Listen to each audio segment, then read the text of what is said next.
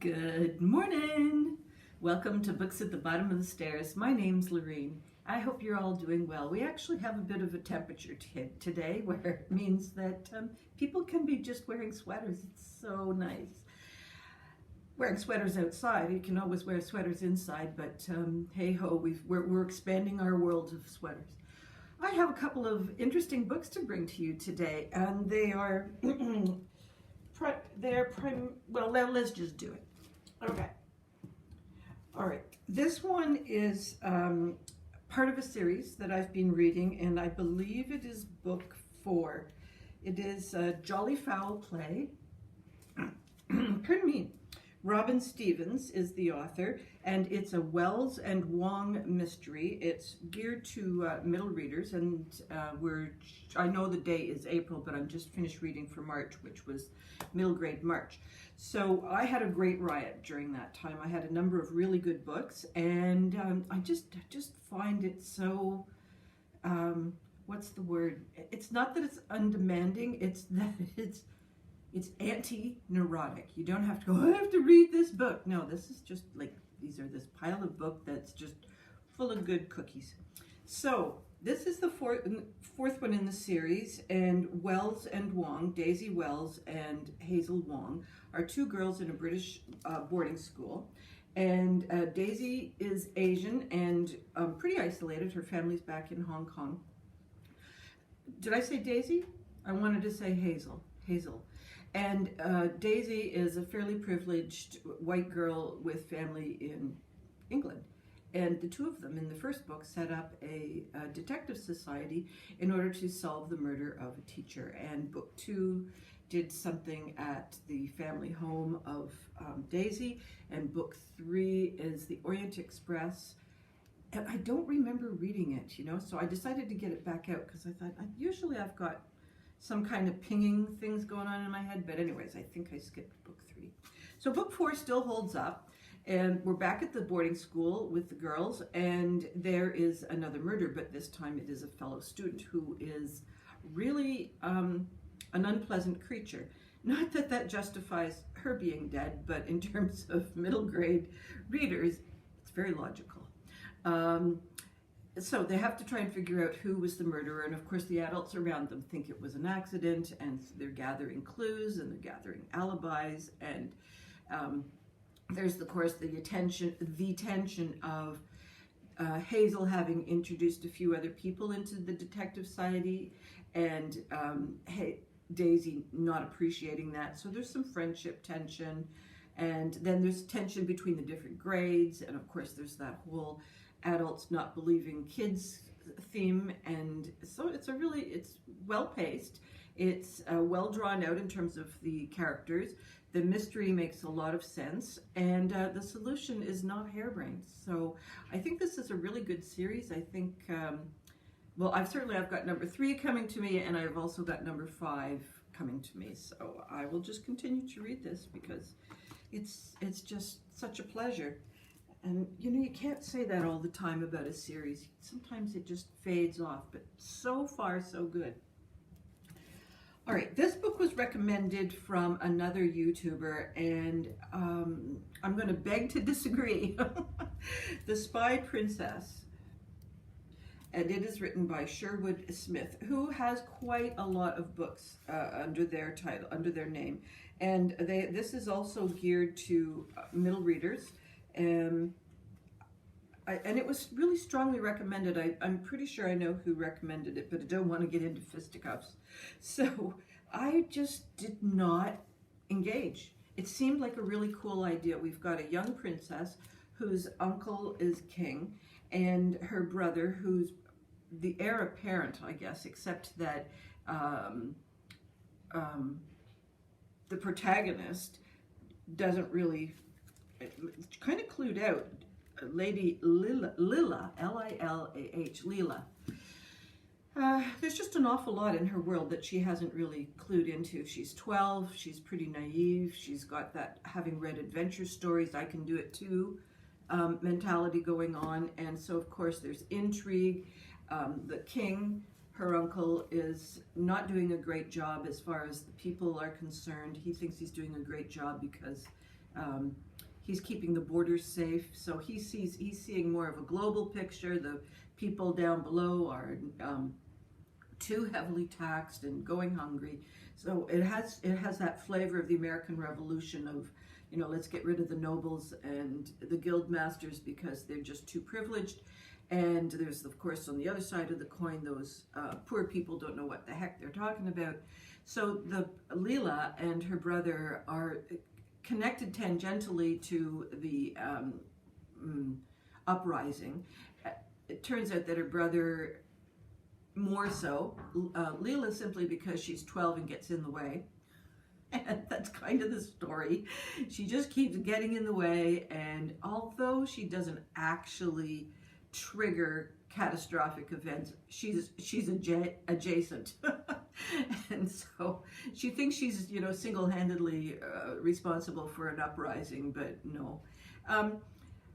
I couldn't get into it. There were a couple of things where I felt, first of all, we were launched into the story very abruptly.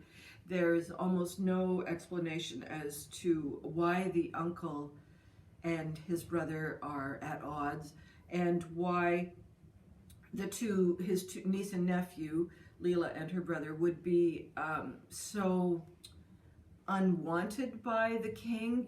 There's no answer.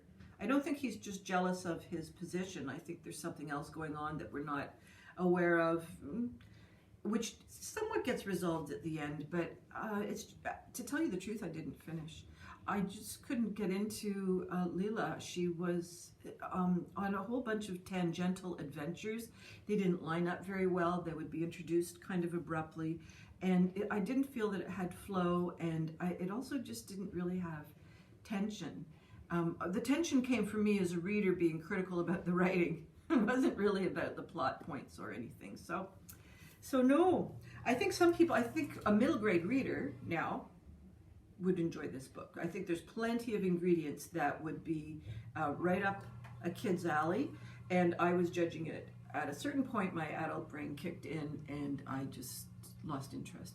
But I think that because of the nature of the princess and the things she gets into, and she has 3 friends who are helping her get in and out of trouble, I think that whole little dynamic is quite nice. But plot-wise, no.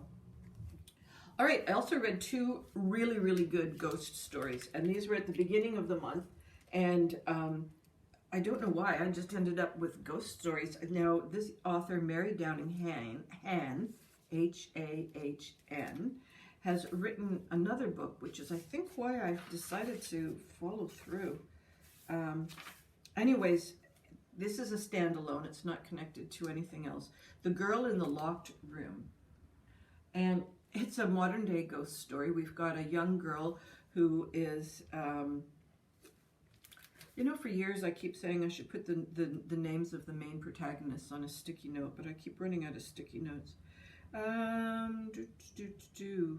Jules and her family have arrived at this abandoned manor house in the USA, and it has been purchased by a company that wants to turn it into a golf club, resort, not resort, like estate, fancy estate housing, and they're going to use the manor as the staging area, but also as the clubhouse when time goes by. So at the same time, we have got a young girl upstairs in her attic, and she is a ghost, and she has experienced something highly traumatic and cannot leave the attic. And it's been it's been at least 120 some odd years, and for a young girl, that's a lot of time. She's forgetting a lot of things, but with Jules and her family there, some of her memories start to return. And Jules can sense this young girl, and we can also start to see this young ghost being drawn towards what's not happiness, but closure, I guess closure. And so the 2 work together. A third friend comes in who's a neighbor, and we've got some collaboration going on towards solving the great concern. I found the tension to be really good. I thought the atmosphere was very good. The setting was perfect. It was great that it was this combination of the past and the future, but we didn't really go. We sort of went back in time as a memory, but we didn't have two different points of view that were definitely, not in opposition, but kind of clanging along beside each other. So the young ghost's memories are while Jules is in the room with the young ghost and talking. So we get this sort of past while the present is happening. I like that. And it made for a nice tension, and having the setting in the manor house that was being refurbished also made for an interesting dynamic. The parents are present, which I like when the parents are part of the story and not just goofballs in the corner twiddling their toes. So I think this is a very well crafted story, and as a ghost story goes, totally good. If you want to do a read aloud with kids, or just want to do ghost stories, or if you're like us and you do ghost stories for Christmas, A1, really, really good. Now, this one is also really good. Mary Downing Hahn also wrote it, One for Sorrow, a ghost story. This is taking place in Philadelphia, and it is during the time where World War I, America has just come into World War I. We don't see that too much, except that the influenza has had its first wave, and people really don't know what they're doing. There's nobody believes that a face mask is going to make a difference. Some of the things the girls do in here, and I should tell you what their names are. There's Elsie, who's really a difficult character, and Annie and Annie's classmates. And Elsie becomes, it says right here in the front blurb, so I'm not spoiling it, becomes a victim of the deadly Spanish influenza. But her claim on Annie's friendship lives on, and so does her anger at Annie and the others who made her life miserable.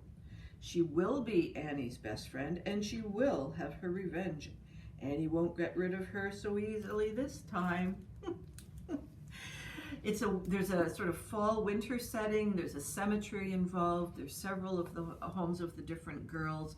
There is a doctor who is the father of a classmate.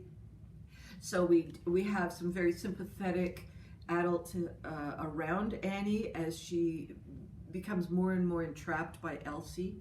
Elsie was a difficult character when she was alive, and she's just a horror when she's dead. And there is another adult that features in Annie's solving of what to do with Elsie, who is ghost sensitive and helps Annie figure out a way to work with Elsie. I thought this was terrific. I think there's a lot of ingredients that kids would really like. There's sneaking away from school. There's breaking rules. The kids do some stuff that, having just come out of COVID and germ transmission information, you just think, oh my God, don't do that. Do not share a lollipop. They don't actually share a lollipop, but that's the kind of thing I'm talking about. It's like, nah! So there's also the added tension of this influenza that is spread kind of willy-nilly because people just don't understand the spread of airborne germs. So I'm going to pause for a second. If you hear weird noise in the background, the dishwasher's going. Okay, what else was I going to say? The classmates are very believable. The parents, a little bit unbelievable, but they're well enough drawn that, you can go along with it as an adult. But if you are, a young person reading this, I think you're just not even going to notice. It's just going to be, that's what parents do. They overreact. So I think this was another top drawer book. And again, this would make a great read aloud.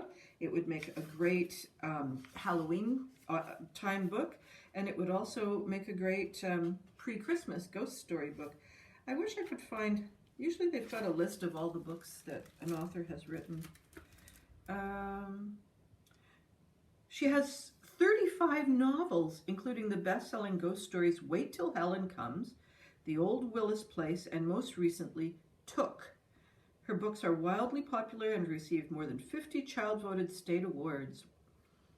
And this one was inspired by her mother's childhood at the time of the Spanish influenza.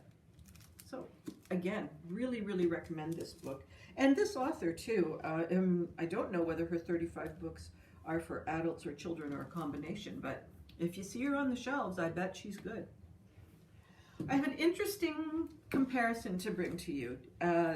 Now, I'm kind of jumping the gun with this book because Into the Bright Open by Cherie Dimaline, Dimaline, is the author of The Marrow Thieves, which I detested. I mean, I could barely give it a 1. This one is a Secret Garden remix, and I just read something the other day by Cherie Dimaline that I really enjoyed. Can't remember the name of it, but I mean, I can look it up and add it in at the bottom. But this book is being brought to my attention because it is the choice for my Woozles book club, which is the one that focuses on young adults. So this is a young adult book, and we've got the basic setup of the Secret Garden, which includes a garden that is inaccessible, an orphan girl who has to go to a relative's family that don't, kind of indifferent to her being there, and then of course there's someone in the attic who is a sick child. So we've got 3 girls. We've got the main character. Oh yes, I should also say that it takes place in Georgian Bay in 1901. And Georgian Bay would be my stomping ground back in the days when I was sort of between 1 year old and 18 years old. So I know it fairly well. And I also know the towns before they kind of exploded into mini Torontos. So the setting I really enjoyed. Now, Mary is the orphan, and this, I think, is the same name as the orphan in The Secret Garden. That hasn't changed. The girl in the attic is Olive. She's sort of a little bit agoraphobic. Her mother died and she became afraid of leaving the home, and mental illness, mental health was not really well understood. So the father kind of overcompensated, and then the stepmother comes in and completely takes advantage of the situation. And we've also got Sophie, who in this case replaces the gardening boy in the Secret Garden. She is Métis, and sort of she's a girl who is expressing herself in male clothing. So Mary and Sophie eventually connect profoundly. Now, I don't want to give it away, because if you haven't read The Secret Garden for a while, then this is a nice book to go in and do it like a reread, except you have enough differences that you're not reading the same story. As far as an interpretation of The Secret Garden goes, I will say that it's pretty solid. It's nice. There's nice imagining. The manor house is on Georgian Bay, which has incredible settings. The Secret Garden is not so great. The woodlands around the house take over the place of the desolate moors that we have in The Secret Garden. So she's done a really nice turning about and imagining it as a Canadian scenario. I have to give her credit for all of that. The plot makes sense. It's pretty close on to what was happening with The Secret Garden. In this case, we've got a stepmother who's just a little wackadoodle herself. So she's superimposing her imagination of what illness is on top of Olive. So Olive is being forced into her illness, if you like. So that's all I can really say without giving away too much. Now, did I like it? Yes, but this is my problem with this particular author. I feel like Cherie writes these stories, and I think, have you ever been in the woods for more than an afternoon? Because one of my big problems with The Marrow Thieves is that there's no possible way you can hike the woods with that much equipment on the back of a kid. It's just not possible. I can't handle a very big pack, and I'm an adult. At a certain point, I was really, really strong. So my problem with The Marrow Thieves was entirely environmental. Well, that's not true. There were other issues, but certainly the environment drove me mental. And in this book, I just felt that when we were in the woods, when we were sort of having scary atmosphere kind of things, even in the garden. I just didn't feel like the environment was captured. I feel what this author needs to do is go on a camping trip with a minimum of equipment in Algonquin Park or Kildare Park, and just like use the pit toilet and really figure it out. It's just too clean. It's too improbable if you've done any kind of hiking without a path. I just want her to learn that part, because if she could go back and add that into this book at least, and let's leave the Marrow Thieves out, let's just pretend it never happened, then I think she really would become quite a well-rounded author. So I guess I would, on the one hand, I would give it a 4 because of its reinterpretation of the story, and on the other hand, as a reading experience and someone who's just a little oversensitive to setting, no, I would give it. I would give it a 2. I'm sorry, that's terrible. Anyways, what happened next was one of the reasons I'm so hard on this book is because I was reading, again, another middle grade reader, Northwind by Gary Paulson.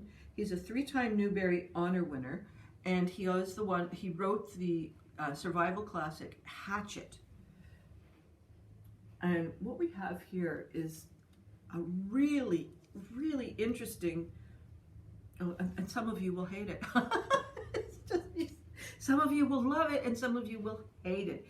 It's a young boy who is, well, I'm going to say Norwegian just simply because he's from that neck of the woods. So because Odin is the god that they are connected to. And they've come across to, I'm going to assume Canada, mostly because Gary Paulson often sets things in Canada. But it just sounded like the Labrador coast. It didn't sound like the Swedish coast or Icelandic coast. And so they have been placed there. He's a young boy. I'm stumbling around. They're on this cove, and their job is to catch and smoke salmon. The ship that they are belonging to has gone further up the coast and is supposed to come back and get them, and the fish are supposed to be for the trip back. So Leaf has been, basically he's kind of a boy slave. He was never really bought. He was just orphaned and then just picked up by these ships, and he's traded back and forth. So the only thing he's really known is the hold of a ship and doing yucky jobs. So being on ashore for him is a nice change, but he's still essentially just a hardworking kid who has no prospects. And along comes a boat that has sick people on board, and the sick people transmit the illness. And one of the men in their little encampment puts Leaf and another little boy into a canoe and pushes them off with some supplies and says, like, go north where the air is clean. And that's Leaf's journey. And we see some pretty tense things happening in terms of how the water is. There's orcas, there's porpoises, there's seals, there's ravens, eagles. Of course, there's bears. And then bears at this time of year are a little bit snorry because they've just come out of hibernation, but they're still dangerous. And he's moving progressively north, and he has this fellow passenger, another little boy who's also a slave, and they're just trying to escape. The story is about the journey north and the adventures that one sees, and about the difference between worrying about the future and what's going to happen and being present in your world right now. And so that's what the sort of internal journey is for Leaf, and then we as the readers are also seeing the external journey of battling nature in order to be able to survive. And it's fascinating because not only does his interior monologue kind of change, he develops a storyboard that he's carving things into to try and tell his own story. that has quite an evolution, but also so does the coastline. We're going from inlet and inlet and inland with little small islands along the way, and to bigger coves, and then bigger bays, and then bigger islands. And as he's going further north, he's sort of physically becoming not safer. It's not necessarily a better place for him to be surviving in. So he also has to think about that, what's the best place going to be for me to survive? Well, you take Gary Paulson's environmental writing, setting, what the trees are doing, what the birds are doing, what the shade is doing, how the water flows. You take even 10% of that, pop it into that book, and you've got a really good book over here. But this book, oh my, if you like reading nature books, I think this, I have an idea about this book. I'm not going to return it right away. I just adored this book, and it was very fast. It's about just a little over 240 pages, but the printing is fairly generous. And so it was quick. I think I read it in maybe 3 hours, something like that. And I couldn't put it down. I was just so intrigued as to what was going to be the next thing that he encountered. Because his name is Leif, I thought maybe I was coming into the first time Leif Erikson was on Canadian lands, because, some of the legend has it that he arrived once and then went back and then convinced people to, follow him, and that whole story. So I thought maybe this was the first journey of Leif Erikson. Not so much, or let's just say not in this book. Whether Gary Paulson has gone on and written part 2, I have no idea, but I don't think there's any linking at all. So this for me is another solid book. So I think, out of all the books I've brought to you, they're all 4s and 5s except for poor old Cherie. I think that's it for me this week. Yeah, I don't think I have anything else I wanted to talk about. I hope all your reading dreams and adventures continue to come true, and I will see you next week. Bye-bye for now.